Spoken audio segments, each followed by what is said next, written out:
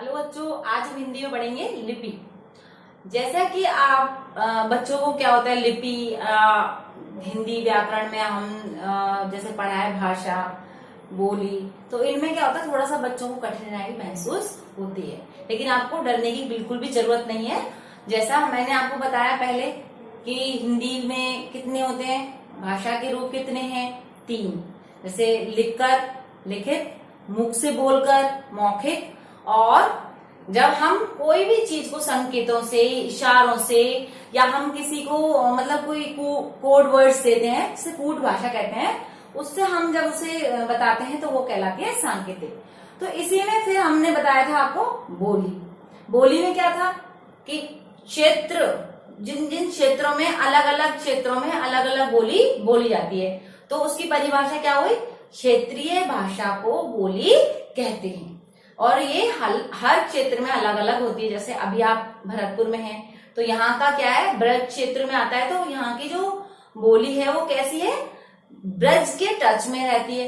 तो ऐसे ही हम थोड़ा सा आगे जाएं, जैसे यहाँ से हम पहुंचे हम इधर जयपुर से पहले दौसा, तो वहां ढूंढानी, इस तरह से क्या होगा, वहां उसका जो पुट है वो बदल जाएगा, बोलने का जो है पुट भी बदल जाएगा, उसका एक्सप्रेशन भी बदल जाएंगे, और उसके जो बोलने का तरीका है वो भी थोड़ा आपको अलग लगने लगेगा। अब इसी में आगे हम आज जैसे पढ़ रहे हैं लिपि, तो बच्चों बिल्कुल भी डरने की जरूरत नहीं है। लिपि में लिपि, लि का मतलब होता है लिखने का ढंग, लिखने का ढंग या तरीका लिपि कहलाता है। तो जैसे हमने मान लीजिए इंग्लिश में कोई भी अक्षर लिखा, तो हमने लिखा ए, तो वहां ए लिखा तो हमको पता चल गया कि क्या है, अंग्रेजी का है। तो ये कौन सी लिपि है, रोमन। अब जो भी हमने लिपि, जो भी हमने लिखने के तरीका, जो भी हमने लिखने के चिन्ह को जैसे इंग्लिश वर्ड से बनाया, तो उसे कहेंगे हम रोमन। और जिसमें हमारे लिखने का जो तरीका है, जो लिखने का ढंग है, वो हिंदी फॉन्ट पे हो, जैसे अ, तो हमने लिखा जैसे आम, हमने लिखा राम। तो जो हिंदी फॉन्ट पे जो हमने लिखा, जो हिंदी के तरीके से जो हमने लिखा, तो वो हो गया उसकी लिपि, यानी लिखने के ढंग, तरीका या चिन्ह क्या कहलाए उसके, देवनागरी लिपि।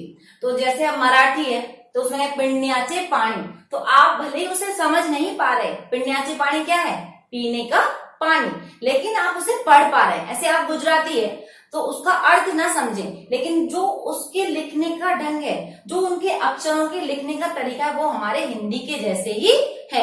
तो मराठी हुई, गुजराती हुई, ऐसे ही संस्कृत, हमारे संस्कृत क्या है, वो हमारी हिंदी की जननी है, माँ है, तो उसका जो लिखने का तरीका है वो भी क्या है, हिंदी अक्षरों से ही है। तो जिन जिन जो भाषाएं हैं उनके जो लिखने का तरीका हिंदी फॉन्ट पे है, जो हिंदी के लिखने के चिन्हों की जैसा है, उसे हम देवनागरी लिपि में लिखते हैं।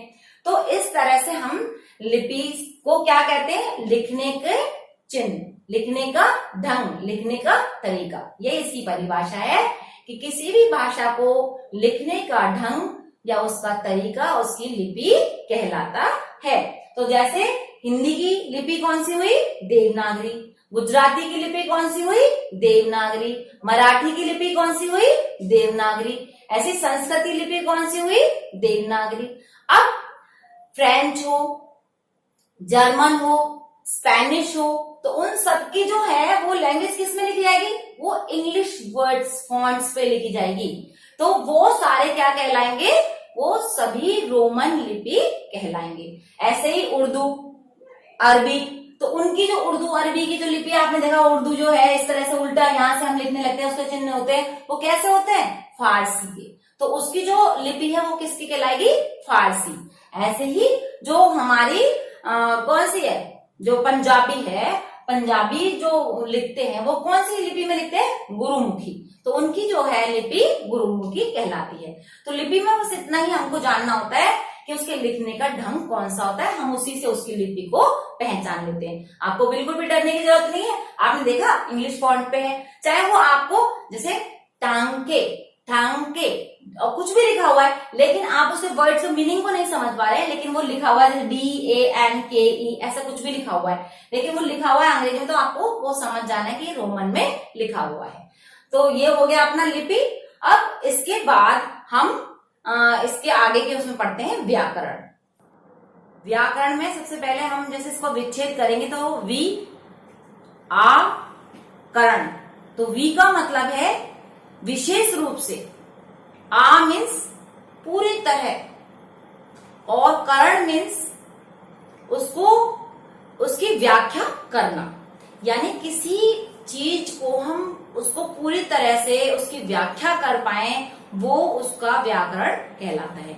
जैसे हमने हिंदी पढ़ी तो हिंदी में हमने कहाँ से वो शुरू हुआ, कहाँ तक उसकी वो रचना तक हम उसको व्याकरण में उसको जानते हैं, उसको समझते हैं, उसका व्याकरण जान लेते हैं, तो हमारी फिर बोली भाषा या किसी में भी हमें लिखने में पढ़ने में कभी भी गलती नहीं होती। कहने का मतलब है अगर हम व्याकरण का शाब्दिक अर्थ लें तो कहना है विश्लेषण करना, किसी भी चीज का विश्लेषण करना व्याकरण कहलाता है। यानी हम भाषा को व्यवस्थित सिस्टमैटिक क्रम में, यानी उसे व्यवस्थित क्रम में लिखना, पढ़ना, बोलना सीखते हैं, उसे ही हम उसका व्याकरण कहते हैं। व्याकरण एक शास्त्र है जिसको हम किसी भी तरीके से, इस तरह से नहीं है कि उल्टा सीधा हमने कुछ भी बना दिया और हो जाएगा, नहीं, वो एक सिस्टम से और एक व्यवस्थित रूप से ही हम उसको लिख और पढ़ सकते हैं। तो जिसमें हम उसको व्यवस्थित क्रम से सीखते हैं वही उसका व्याकरण कहलाता है। जैसे हिंदी पढ़ते हैं तो हिंदी का व्याकरण, इंग्लिश पढ़ते हैं तो इंग्लिश ग्रामर, और ऐसे ही संस्कृत पढ़ते हैं तो उसका व्याकरण। तो हम सबके व्याकरण, और ये कैसा होता है, इसके कुछ फंडामेंटल रूल्स होते हैं, जो फंडामेंटल रूल से ही ये बनता है, और हम अगर इसको पूरी तरह जान लेते हैं तो हमें कहीं भी कोई परेशानी कठिनाई नहीं आती। तो अब व्याकरण के भेद हैं। व्याकरण के कितने भेद हैं? व्याकरण के 4 भेद हैं। सबसे पहले जैसे हम भाषा की सबसे छोटी इकाई पढ़ते हैं तो वो क्या कहलाती है? वर्ण। तो उसमें सबसे पहले वर्ण व्यवस्था, उसके बाद में वर्णों से मिलकर क्या बनता है? शब्द। शब्द फिर शब्द व्यवस्था, या हमने उसका जो प्रकार होगा दूसरा वो हुआ शब्द व्यवस्था। उसके बाद अगर हम उन शब्दों को किसी भी वाक्य में प्रयुक्त कर लेते हैं, यानी हम यूज ले लेते हैं, उस सेंटेंस में यूज ले लेते हैं, वो कहलाता है पद। तो वह होता है पद व्यवस्था। तो वहां जो होती है उसका जो थर्ड होता है वो होता है तीसरा प्रकार, पद व्यवस्था। उसके बाद हम पदों से, जो हम शब्दों से पदों से मिलकर क्या बनाते हैं? वाक्य। और वाक्यों से हम पूरी रचना कर देते हैं, यानी अंत में हम क्या करते हैं? निबंध, कहानी, सारी जो जितने भी अनुच्छेद हैं, पत्र हैं, सब हम किस में करते हैं? फिर वाक्यों में करते हैं। तो लास्ट में हम क्या पढ़ते हैं? वाक्य रचना। तो इस तरह से हमने देखा पूरे ग्रामर यानी पूरे व्याकरण को इन भेदों से हम पढ़ते हैं। सबसे पहले वर्ण, वर्ण से मिलकर बना शब्द, फिर उस शब्द किसमें? वाक्य में प्रयुक्त होगा तो क्या कहलाया? पद, और पद के बाद वाक्य रचना। तो आपने जैसे जाना कि 4 भेद होते हैं, तो हम वर्ण व्यवस्था में क्या पढ़ते हैं? वर्ण व्यवस्था में पढ़ते हैं वर्ण की बनावट, उसके भेद, मतलब वो कितने प्रकार का है, और उसकी शुद्धता, यानी किस तरह से वर्णों को शुद्ध रूप से लिखा जाता है। उसके बाद हमने बताया दूसरे जो नंबर पर क्या बताया? वर्णों से मिलकर क्या बनते हैं? शब्द। तो शब्दों में फिर हम क्या कर लिखते हैं? वही उसकी बनावट, उसकी शुद्धता और उसके भेद और उसकी रचना किस तरह से होती है। उसके बाद जब हम वाक्य में प्रयुक्त कर लेते हैं तो क्या बन जाता है वो? जब हम वाक्य में प्रयुक्त कर लेते हैं, जैसे कमल, फूल, गेंद, लेकिन हमने कहा कि कमल खिलता है, फूल खिलता है, तो हमने ये क्या है? कमल और फूल कहाँ ले लिए? अपने वाक्य में। तो वो शब्द क्या बन गया? पद। तो इस तरह से उसकी बनावट, उसके भेद, उनकी रचना, उसका हम पूरा अध्ययन इसके अंतर्गत करते हैं।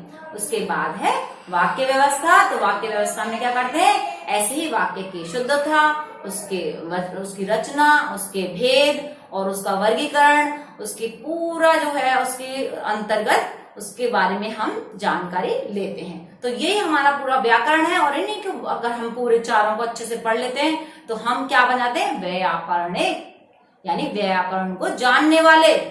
तो हम जिस की व्याकरण पढ़ते हैं तो हमें पूरी तरह से उसका शुरू से लेके अंत तक पढ़ने पर सभी चीजों का ज्ञान हो जाता है। तो ठीक है, इसी आगे की श्रृंखला में हम इसके आगे के प्रकरण पढ़ेंगे। जैसा कि मैंने आपको बता दिया है उसके भेदों को। और घर पर रहिए, स्वस्थ रहिए। Good bye.